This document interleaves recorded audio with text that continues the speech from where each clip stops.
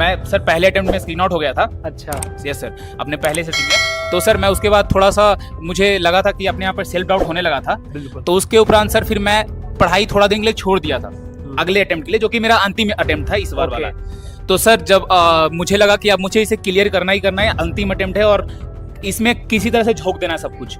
तो उसके लिए सर मैंने सोना बंद कर दिया सर। मैं बस बताना चाहता हूँ, लाइक मैंने लास्ट 15 दिन, एक दिन दो दिन एग्जाम के पहले को छोड़ के, मैं जब मन तब, हमारे बिहार में बोलते हैं जब मन तब, मतलब एट एनी पॉइंट उसी भाषा में बोलिए। हम तो चाह रहे हैं बिहार वाली भाषा बोलिए। तो सर जब मन तब मैं सो जाता था जब भी मन करता था, और मैं रात भर पढ़ता था सर।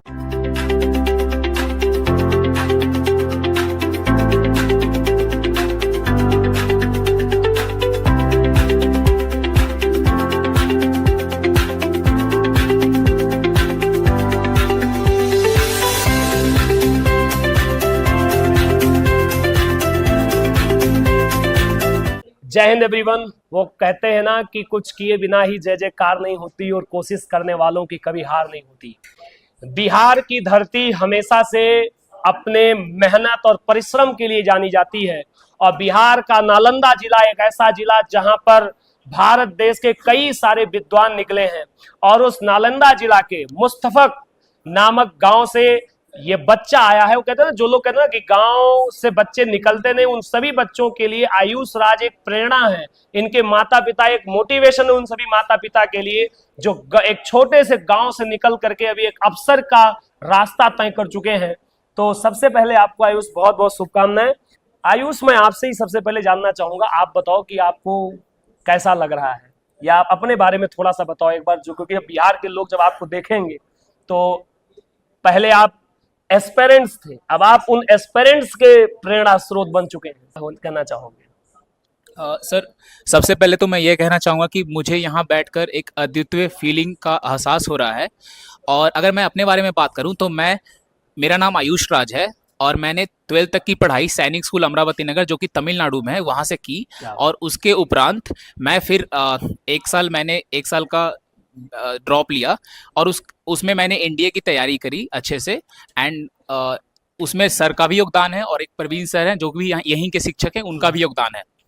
तो इनकी मदद से मैं रिटन क्वालिफाई कर पाया। और उसके उपरांत मैंने एसएसबी के लिए यहाँ से कोचिंग ली, और फिर मैंने एसएसबी में एनडीए एंट्री के लिए आर्मी में जलंधर से रिकमेंड हो गया। क्या बात, बहुत बहुत शुभकामनाएं।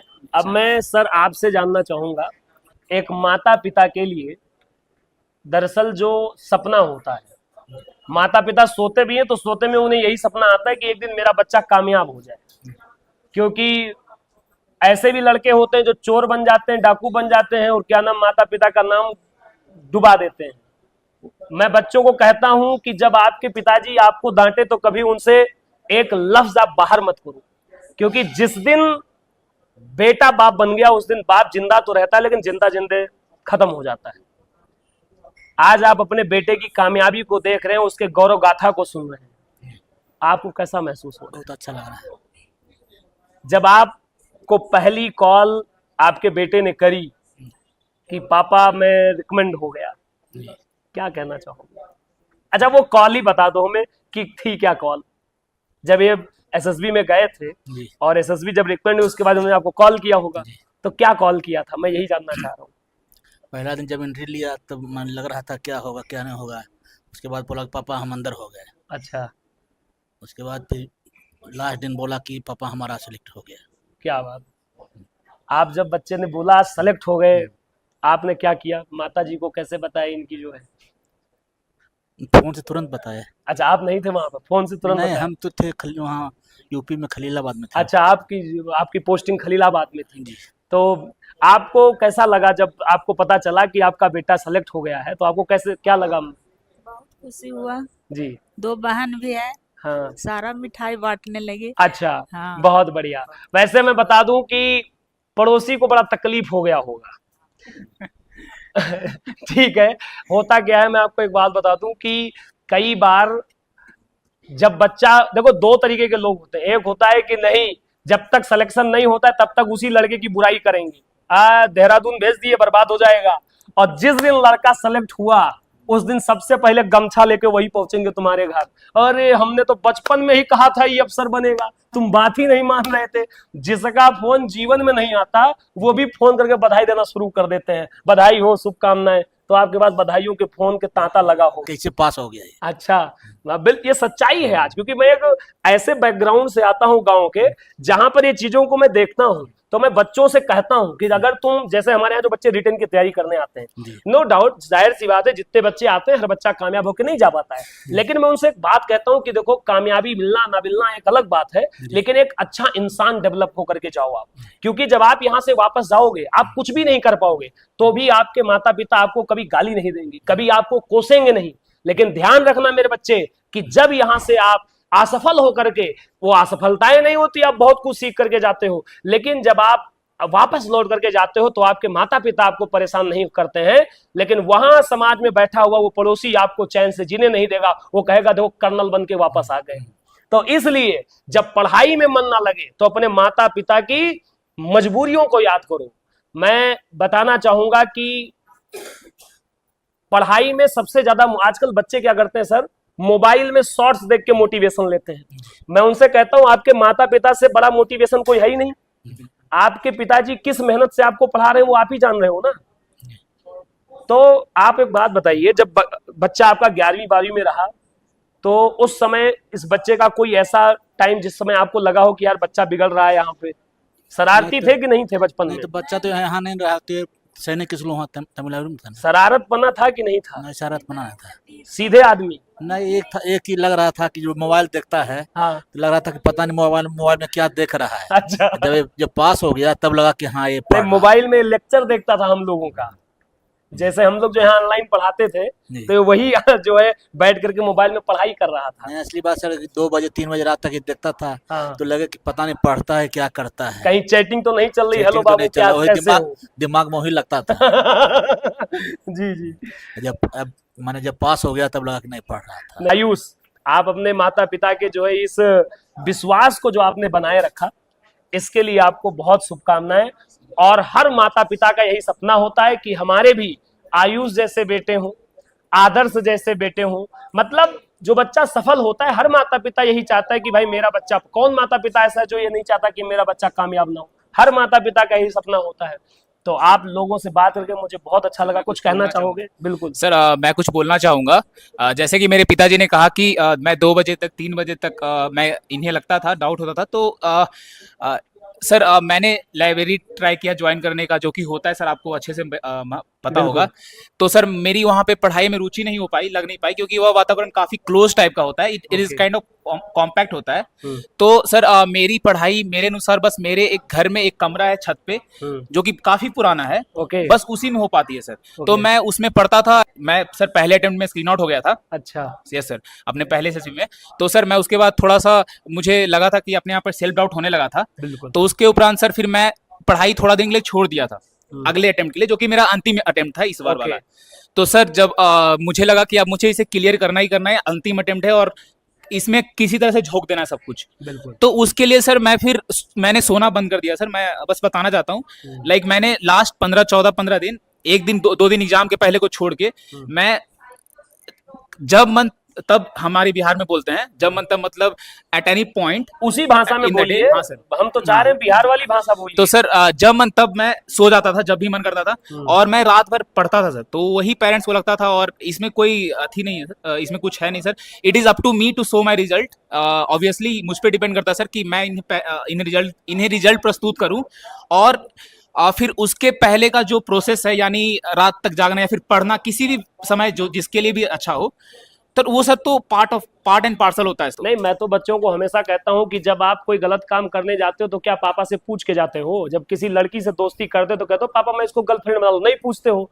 तो जब अच्छा काम कर रहे हो तो उसमें अगर पिताजी ना भी हो तो अच्छे काम में आप कर लिया करो, गलत काम मत करिए, अच्छे काम आप कर लिया करो। और आप देख रहे हैं कि जिस तरीके से आज माता पिता प्राउड फील कर रहे हैं, मैं आशा करता हूं, उम्मीद करता हूं कि मेरे जितने भी स्टूडेंट्स से इस वीडियो को देखेंगे, आप सब महसूस करिए कि यहां पर आप बैठे हो और यहां पर आपके माता पिता बैठे हैं।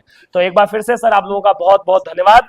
और हमें उम्मीद है कि ड्रीमर से इनका नेशनल डिफेंस एकेडमी का जो रास्ता होगा वो काफी आसान होगा और वहां पर भी आप ड्रीमर्स का नाम, अपने माता पिता का नाम, हमारे honourable founder mister Hariom Chaudhary sir का भी नाम रोशन। क्या कहना चाहोगे हरिओम सर के बारे में?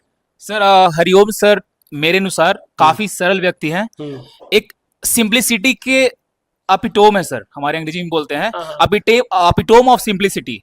और अगर मैं कहूंगा तो paragon of perfection in a personality such a way that he renders himself like, sir वो एक फैले हुए इंसान है, कोई भी एक्सेस कर सकता है, एक एक्सेसिबल व्यक्ति हैं, और वो होना बहुत ही इंपॉर्टेंट है अगर इतने बड़े संस्थान को वह सर ऑपरेट कर रहे हैं तो।